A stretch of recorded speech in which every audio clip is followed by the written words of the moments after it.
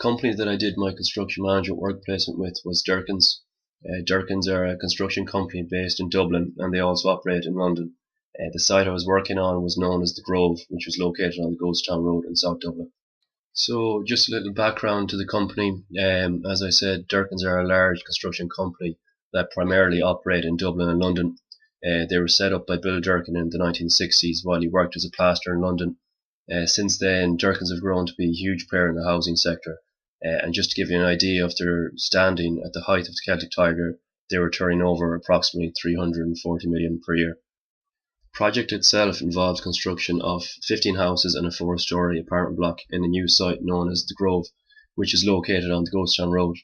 The construction of the apartment block was lagging quite a bit behind schedule when I arrived, so during my work placement, this is where I spent most of my time when I was out on site.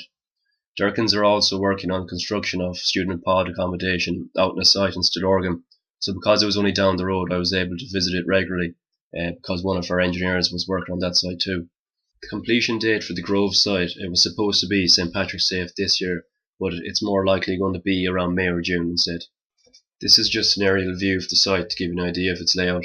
On the far right you can see just about the Ghostown Road, which turns in left there towards our site. The bottom half of the picture pretty much encompasses the whole site, bar that one building in the bottom right.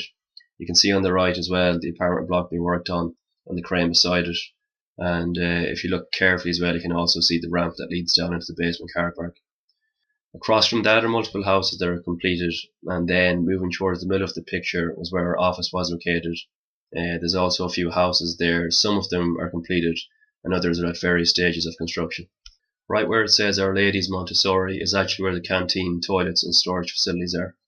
You'll also notice the top half of the picture contains a lot of schools, which was actually a pretty big element of the project. The schools being located so near the site meant that we had various restrictions we had to work under, such as deliveries not being allowed to be made at peak times, because it'd be a bit hectic around the road if trucks were trying to come into the site while kids were around. Durkins have also submitted an application for planning permission in the field behind our site, and the school have a large say on whether or not that gets granted. So because of that, it was very important that we were on our best behaviour and respected the rules, otherwise we might not be granted planning in the future.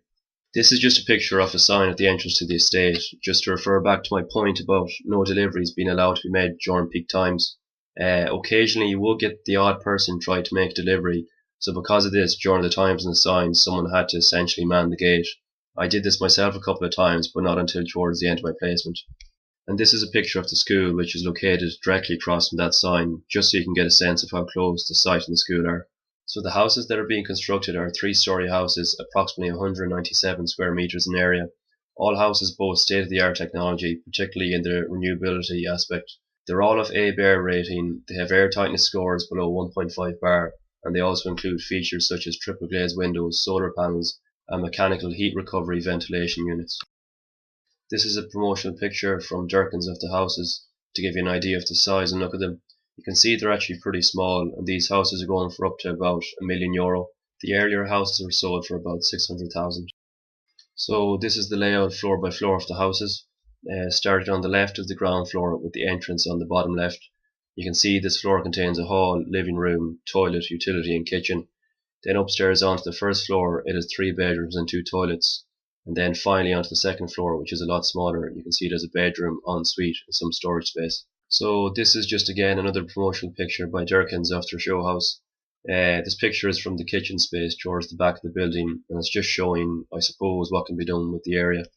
So for the apartment block, the building itself is 4 stories. Each floor contains 3 apartments. It's equipped with much the same technology as the houses, including the solar panels, and it's currently behind schedule and expected to be finished in May or June of this year.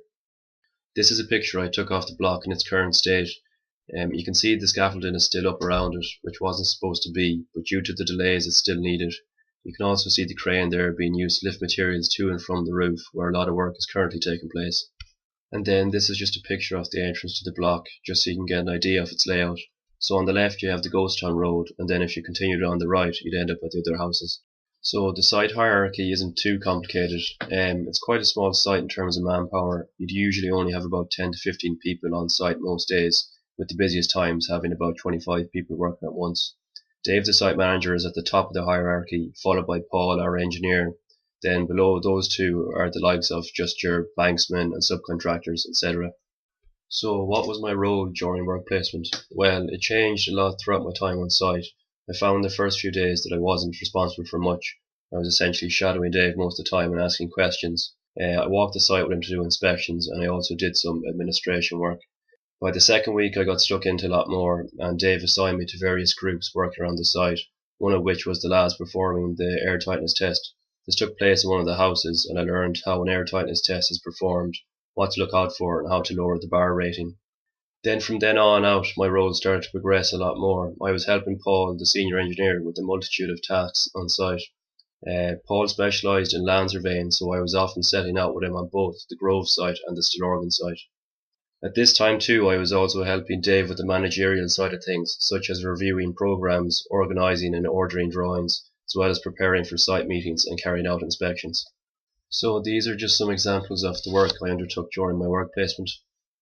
Setting out for the installation of ventilation units, which involved use of plumb bob lines, setting out foundation walls, setting out soil vent pipes, carrying out air tightness tests, updating and ordering architectural drawings, carrying out inspections, recording site meetings, and locking up the site in the evening.